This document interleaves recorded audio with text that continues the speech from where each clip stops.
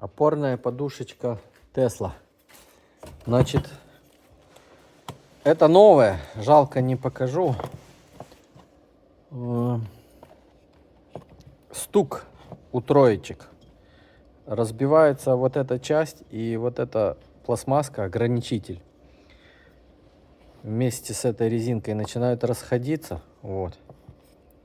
И когда шток амортизатора уходит вниз, он ее подтягивает вниз. И тут образуется пространство. Дальше, когда шток идет вверх на ямке, он начинает бить по этой пластмассе. Поскольку она имеет... Ну, она сейчас не крутится. Надо поднять переднюю часть автомобиля, чтобы переднее колесо оторвалось от земли. И тогда тут появится пространство. Если оно есть, то вот этот вот стук, вот откуда он берется. Tesla Model 3, Tesla Model Y.